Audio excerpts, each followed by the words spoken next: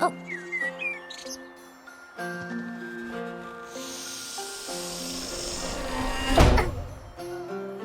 Ari and the Secret of Seasons takes place in a fairy tale world where everything revolves, as you guessed, around the 4 seasons.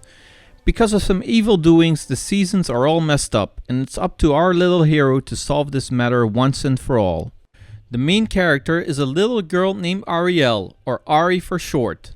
Her father is one of the guardians of this world, as he has responsibility over the winter crystal to make sure his lands are always covered in ice and snow. Peace over the land is shaken as dark crystals fall down from the sky, disrupting the seasons and making it summer instead of winter. Ari's father is so upset by the disappearance of her brother Flynn that he cannot manage to take action. This is why Ari takes it upon herself to save the world, going against her parents' wishes. The story is then told through various text dialogues and cutscenes, with some interesting twists and turns mixed up with some fun comedy along the way.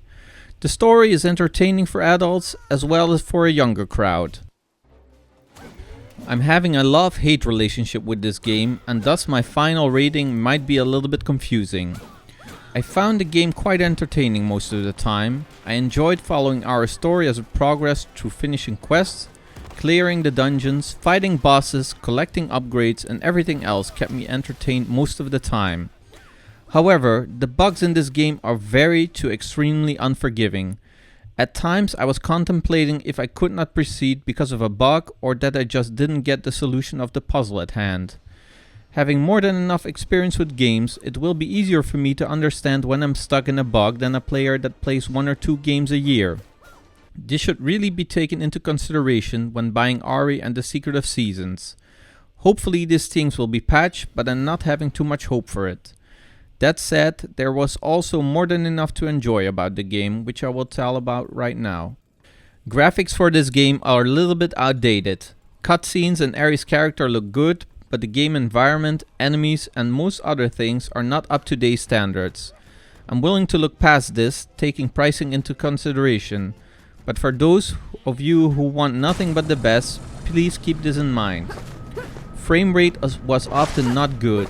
Enemies popping up suddenly, landscape cutting off when the world was loading, and so on. These are not deal breakers and can, I guess, be expected from a smaller development team. In terms of sound, there isn't a lot to complain about or be overly joyful over. The sound effects are just fine and the music is entertaining for this type of game. What the game lacked in a way was giving the player enough information or direction what to do. The first time I was in a dungeon, no main quests were active anymore, and after a while I was doubting if I needed to be there or if I should have gone somewhere else. Some quests also don't really put you in the right direction, and you will need to use some common sense to progress. It's safe to say that the game is a bit rough around the edges and that it needed some fine-tuning to make it a more complete and enjoyable experience. The gameplay in general I felt was enjoyable. Solving puzzles in the dungeon I really liked, and figuring out how to defeat the bosses were things I really enjoyed the most in this game, and thankfully take up most of the playtime.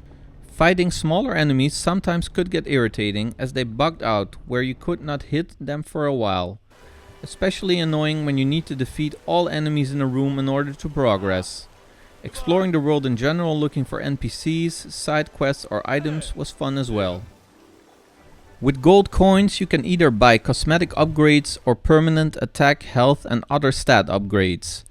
You collect gold coins through opening chests in the game that can easily be found by looking at the map, except for in dungeons where you need to search for them yourself.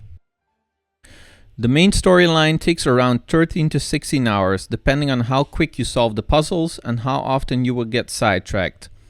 After completing the main story, you can of course try and get all trophies or achievement, which will give you some extra playtime. The world is not very large or small, it's best described as medium-sized. Besides fighting in this game, you will of course be able to have some fun with the seasons. Mostly used for puzzle solving and defeating enemies. You will need to use your magic crystals to freeze stuff with winter magic, use the summer sun power to melt ice, use autumn to make plants grow, and spring to fill the world with water. How this is done is one of the strengths of this game. Thankfully it's done good, as the story and puzzles depend on these mechanics to work properly. Then what rate will I give this game? I'm taking pricing into consideration, as you can't expect a AAA game for a price such as this game has. I have to say I really enjoyed playing this game. The story and its characters got me interested, and I enjoyed exploring the world itself as well. However, the game is extremely buggy, too buggy for a finished project probably. If this game was polished without bugs, I would rate it a 7.5. But because of these bugs, I will only give it a 6, since I enjoyed the experience but it wasn't perfect at all. If you liked this review, please let us know in the comments section, and don't forget to leave a like and subscribe. So for now, peace out and game on.